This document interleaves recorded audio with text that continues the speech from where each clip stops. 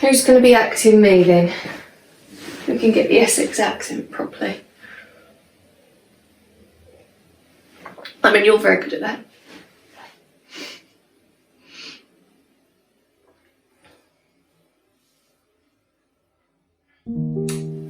I started caring for my mother in 2002. She went in for a hip operation, and when she came out, it became very apparent that she was never ever going to be able to look after herself on her own again. And it just started from there. I would only want to send her to a care home if she was so physically ill that I couldn't cope with her any longer. Because my mother always had a fear of going into a care home when she was younger and never ever wanted to go into that sort of situation. And I feel that, yeah, you know, we've had our ups and downs as mother and daughter, but she's been a good mum and looked after us through some very difficult circumstances. So I didn't see the point of putting her into a home and paying an absolute fortune in fees when I could do the same job well myself.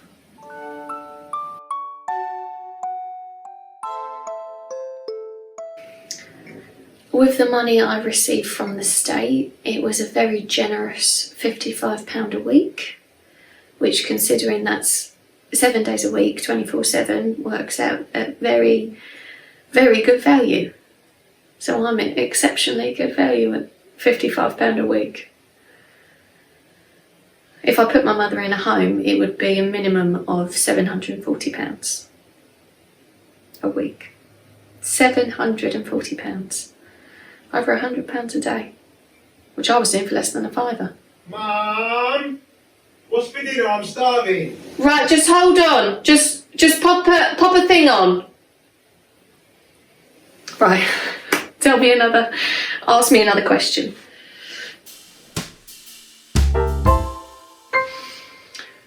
She gradually got worse and worse when she put all her clothes on inside out. And when I say inside out, I mean the skirt on first, the blouse on first, the bra over the top, the slip over the top, and then knickers over everything. She put on everything. Everything got put on, but not in the right order. And we got to the stage where at first she thought, how am I going to cope with this? And see, I'll march her back in, I'll make her put her clothes on, and then I thought, well, why? She's in here, nobody's going to know, and she's happy. So we let her do whatever she wanted. So she wore a bright orange fluorescent coat once that she stole off my son from the Royal Mail. And she went round in there because orange and green were her favourite colours. And she was fluorescent in this beautiful jacket.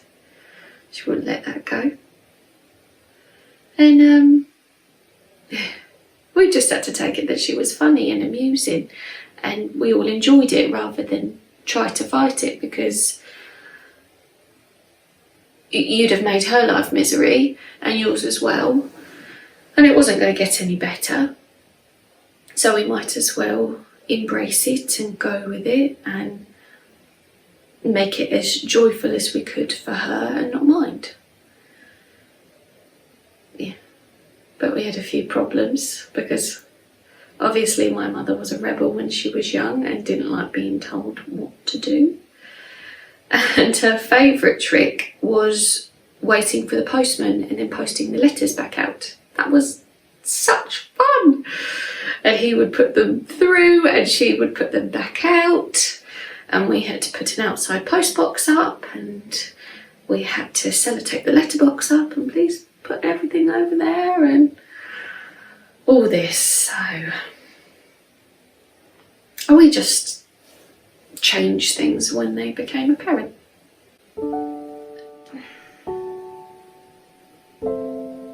The Alzheimer's turns things on and off.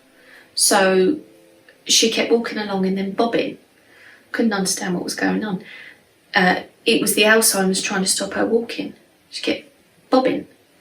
So for a few months, when I said it was time for beds, I had to go behind her and put my arms round her, and we would walk together.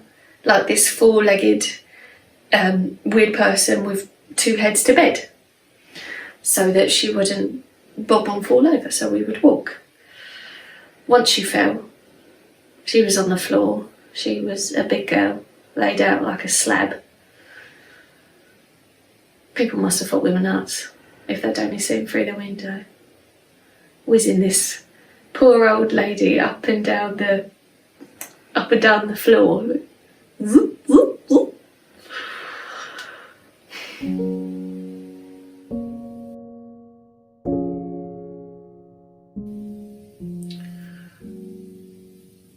Obviously, by this stage, you can never go out unless you'd organised it. There was never, right, spontaneous, we'll go out and do this or that. So you become imprisoned because of somebody who needed your care constantly.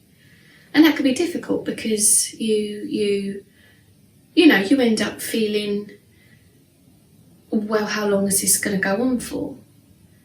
Because you're with somebody, but they're not them anymore, so you can end up feeling very lonely and that there's no recovery. I mean, there's only one outcome that's ever going to happen, and that's sad. So you end up mourning them before they've even died. And you're living with someone who looks like them but isn't them.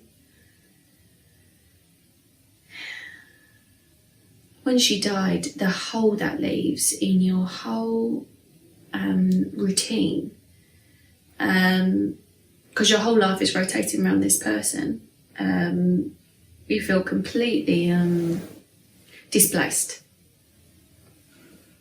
because there's no routine. You get this sort of weird sense of freedom that you go out and then you keep thinking, I've got to rush back.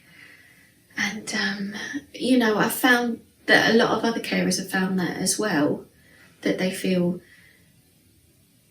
my purpose in life has gone, now what do I do with my life?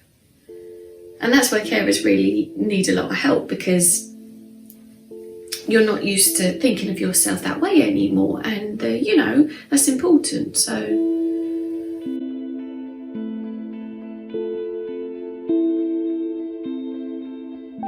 well, I went to my church and I volunteered for something that I hadn't thought I was going to, which was food bank.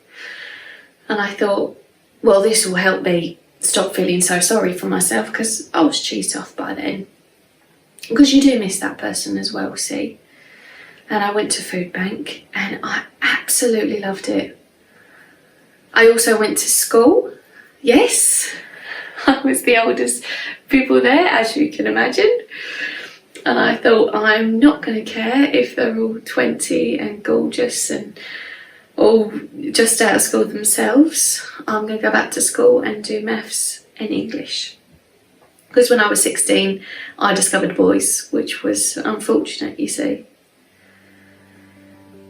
And I went back and I did maths and English, and I passed my exams, and I was so pleased with myself, because I started off I was getting 55, 60%, and when I finished I was getting 98. So I thought, even though I'm ancient, I'm still capable of learning stuff even at my age.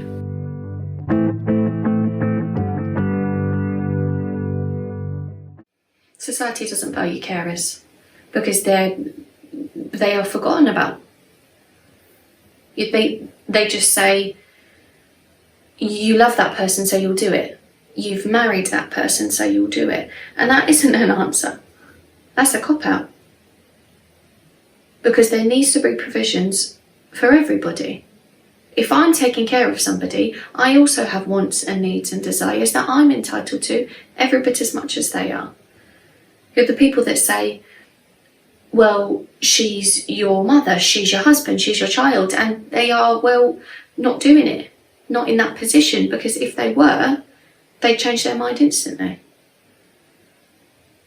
They're the forgotten people who do it for the sheer love of doing it and for the fact of doing it, just doing it for the right reasons. So no, society doesn't value us. not at all. But that's society's loss, not mine.